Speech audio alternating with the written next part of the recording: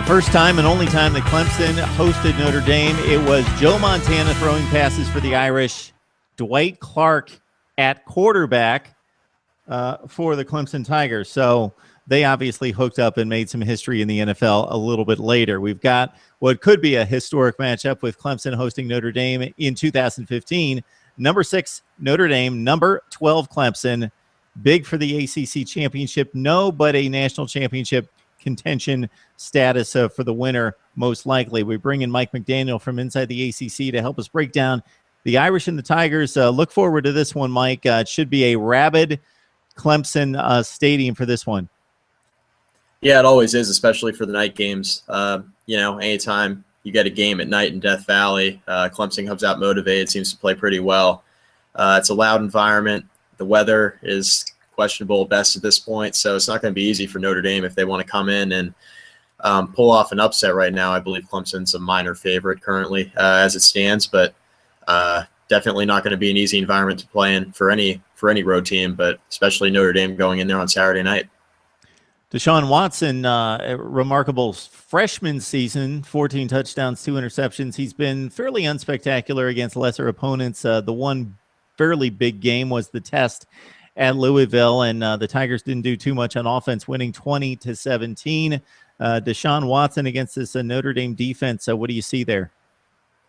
Well, I think what we're seeing from Clemson here early on this year is they're still trying to adjust from Chad Morris leaving Clemson and going the former offensive coordinator, and he went off to SMU and is the head coach there now. And I think Clemson's still trying to get their feet under him. But like you said, Watson has still completed about 75% of his passes. I mean, he's throwing the ball okay, but some questionable decision making, especially a couple of weeks ago against Louisville, had a couple bad interceptions. But I think what we're seeing from the Clemson offense right now is them still trying to find their footing, and it's kind of the opposite of what we thought heading into the season with all the absences on defense from the amount of guys that they lost. We kind of expected them to struggle a bit more on that side of the ball, but it's actually kind of been their strength here early on. The offense has been a little bit suspect. So I think what we're seeing from Clemson once again is just, they're going out. They've had a bye week now to kind of regroup and get themselves ready for a huge game against Notre Dame. But, they've been running the ball pretty well.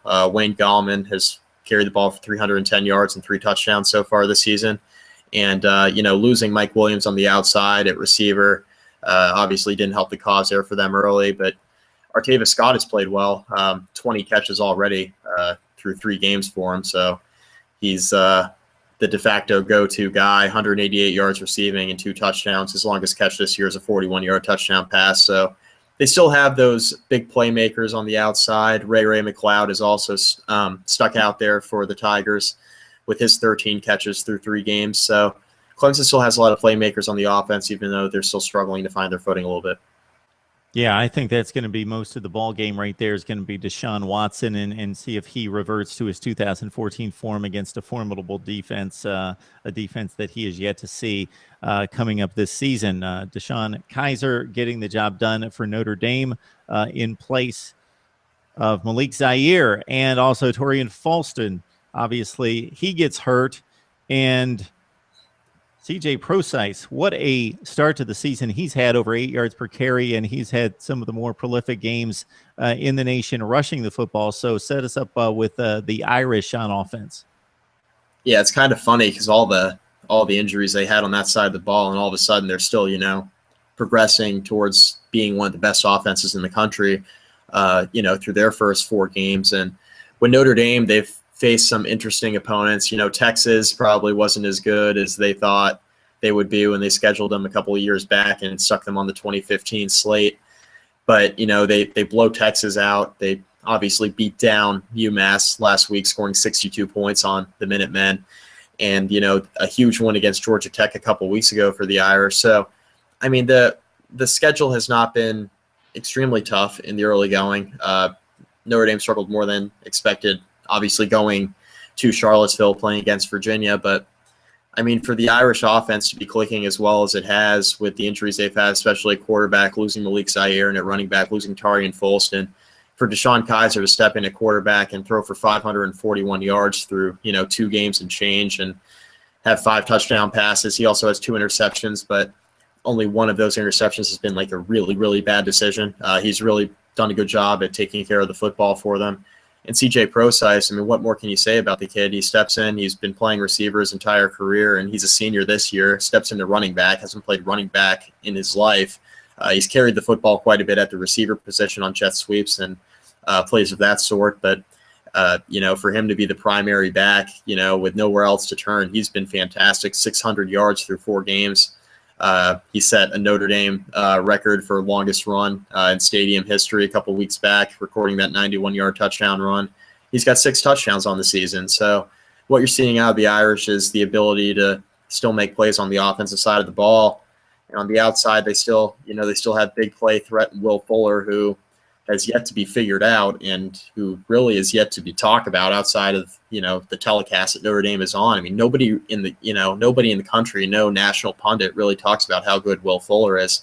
Has 454 yards receiving this year and 6 touchdown catches. He's averaging almost 21 yards a catch, and he's, for some reason, it seems like he's overlooked every week, and nobody has really, schemed for him and kind of figured out how to play him on the outside. So I think the Irish still have some playmakers, even though they've struggled with some injuries. You bring up Fuller, and for those of us watching the game, fortunately, maybe the 2 most talented players on the field for these 2 teams are Will Fuller, playing wide receiver for Notre Dame, going up against cornerback Mackenzie Alexander for Clemson. These 2 guys I would expect to see playing Sunday and playing prominently on Sunday in just a few years. Mackenzie Alexander has some ridiculous defensive numbers going for him. So get this, Mike, in 16 games played at the Clemson quarterback spot as a starter, opposing quarterbacks have only targeted him 65 times, so about 4 times per game. He's given up 21 completions in 65 attempts.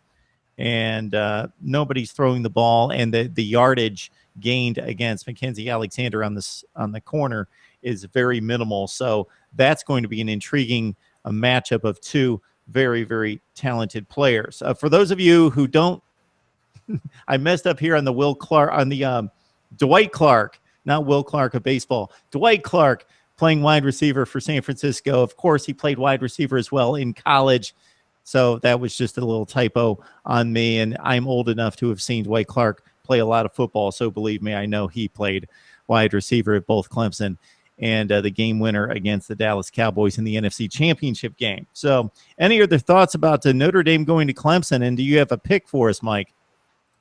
Yeah, so with this Notre Dame-Clemson matchup, I think it's, a story about Notre Dame's offense going against this Clemson defense. I think anytime you have a road team going into a hostile environment with a young quarterback in his first true road start, there are some questions about how he'll be able to perform with a game of this magnitude on a national stage. Clemson's defense this year is 9th in the country in total defense, which I think is a far cry from what we expected, given the amount of talent that they lost heading into this season, with all the players graduating and heading to the NFL, most prominently, of course, Vic Beasley, who made a name for himself there on the defensive side of the ball for Clemson last year. But I think it's going to be a game where Deshaun Watson will have to play well for the Tigers on offense for them to have any sort of chance to win. Clemson cannot come out, be as stagnant and as slow matriculating the ball down the field as they were 2 weeks ago against Louisville. That was just a very, very tough game for Watson. I didn't expect him to play that poorly on the road. I knew it would be a tough game because Louisville was winless at the time, and they were coming out motivated and ready to play. But Clemson tried to throw that game away multiple times, and they absolutely cannot do that against this Notre Dame team. As we've seen with the Irish, with the amount of talent that they've lost, they still have a lot of guys who are capable, who have come off the bench and filled in and played really well, and they really haven't missed a beat. Also, the Notre Dame defense, they played very well against Georgia Tech 2 weeks ago, played well again last week against a lesser team in UMass, but are the Irish going to be able to stop the rushing attack with Wayne Gallman and Deshaun Watson's ability to make plays on his feet? I think that's another big thing to watch in this game. I like Notre Dame. I picked against them 2 weeks ago. I picked Georgia Tech to beat them in South Bend. I learned my lesson. I've now been on the record on multiple outlets saying I'm going with Notre Dame in this one, even though I have no idea. It's essentially a pick 'em. I'm going to go with the Irish. I'm going to say that Deshaun Kaiser steps up, plays well yet again, really thrusts himself on the national stage as a very good pocket passing quarterback, which, he's shown the ability to do over the last couple of weeks against defenses that have just been so-so. I think if he plays very well against the Clemson defense, he'll come out and make a statement. And I think finally Will Fuller will get the recognition on the national stage that he deserves, especially if he makes another big play or two in the passing game. So I'm going to go with the Irish very narrowly on the road.